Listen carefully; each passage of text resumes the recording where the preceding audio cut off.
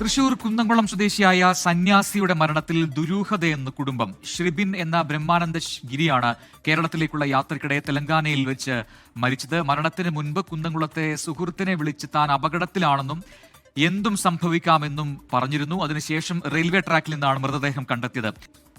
മരിച്ചത് വിവരം ഞങ്ങളെ അറിയിച്ചു തെലങ്കാന പോലീസ് കമ്മ്യൂണിക്കേറ്റ് ചെയ്തത്. അവൻ്റെ ID കാർഡും ഇട്ടുണ്ടായിരുന്നു അതിൽ.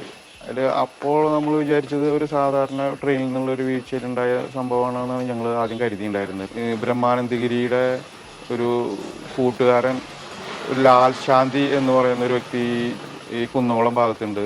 പുള്ളിക്കൊരു മെസ്സേജ് അയച്ചിട്ടുണ്ടായിരുന്നു. ഈ ബോഗിയിൽ എന്തോ ഒരു ചെറിയ തർക്കങ്ങളും കാര്യങ്ങളും ഉണ്ടായി, എൻ്റെ ജീവിതത്തിന് തന്നെ അപകടമാണെന്നുള്ള രീതിയിലാണ് മൂപ്പര് ആ ഒരു മെസ്സേജ് വിട്ടിട്ടുള്ളത്. പ്രജിൻ, ഏതായാലും ശ്രീബിൻ എന്ന ബ്രഹ്മാനന്ദഗിരിയുടെ മരണത്തിൽ ദുരൂഹതകൾ ഏറുകയാണ്. ഇദ്ദേഹം തൃശൂർ കുന്നംകുളം സ്വദേശിയായിരുന്നു. ഈ ജൂൺ 28-നാണ് ഇദ്ദേഹം തെലങ്കാനയിൽ വെച്ച് റെയിൽവേ ട്രാക്കിൽ അപകടപ്പെട്ട് മരണപ്പെട്ടു എന്ന രീതിയിലുള്ള ഒരു വാർത്ത അല്ലെങ്കിൽ അങ്ങനെ ഒരു വിവരം കുടുംബത്തിന് ലഭിക്കുന്നത്. പക്ഷേ കുടുംബത്തിന് ഈ ഒരു കാര്യം അറിഞ്ഞപ്പോൾ തന്നെ സംശയങ്ങൾ ഉണ്ടായിരുന്നു. കാരണം ഇതിനു മുൻപായിട്ട് ഇദ്ദേഹം ഉത്തരേന്ത്യയിൽ നിന്ന് തീർത്ഥാടനത്തിന് ശേഷം കേരളത്തിലേക്കുള്ള മടക്കയാത്രയിലായിരുന്നു.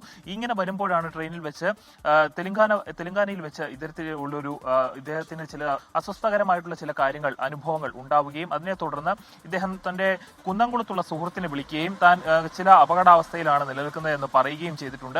ഇദ്ദേഹത്തിന്റെ ആ ഒരു ഫോൺ റെക്കോർഡ് 24 ഇപ്പോൾ ലഭിച്ചിട്ടുണ്ട്. ആ റെക്കോർഡിൽ പറയുന്ന പ്രകാരമാണ് എങ്കിൽ തനിക്ക് പിന്നാലെ ഒരു സംഘമുണ്ട് എന്ന് ഇദ്ദേഹം പറയുന്നുണ്ട്. അതോടൊപ്പം തന്നെ ഏതോ ഒരു പെൺകുട്ടിയുടെ മരണത്തിന് പിന്നിലുണ്ടായിരുന്ന അതേ സംഘം തന്നെയാണ് തന്റെയും പിന്നിലുള്ളത് എന്ന് ഇദ്ദേഹം സംശയിക്കുന്നുണ്ട്. അപ്പോൾ ഇത്തരത്തിലുള്ള ഒരു കോൾ റെക്കോർഡ് വന്നതോടുകൂടി തന്നെയാണ് കുടുംബത്തിന് സംശയം കൂടുന്ന ഒരു സാഹചര്യം ഉണ്ടായത്.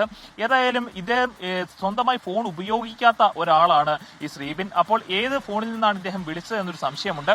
അത് ട്രെയിനിലുള്ള മറ്റാരുടെയെങ്കിലും ഫോണിൽ നിന്നാവാനുള്ള സാധ്യതയുണ്ട്. ഏതായാലും മൾട്ടിപ്പിൾ ഫ്രാക്ചർ എന്നതിന്റെ പേരിലാണ് ഇദ്ദേഹത്തിന്റെ മരണത്തിന്റെ ഒരു റിപ്പോർട്ട് തയ്യാറാക്കിയ തെലങ്കാന പോലീസ് മൾട്ടിപ്പിൾ ഫ്രാക്ചർ എന്നാണ് രേഖപ്പെടുത്തിയിരിക്കുന്നത്.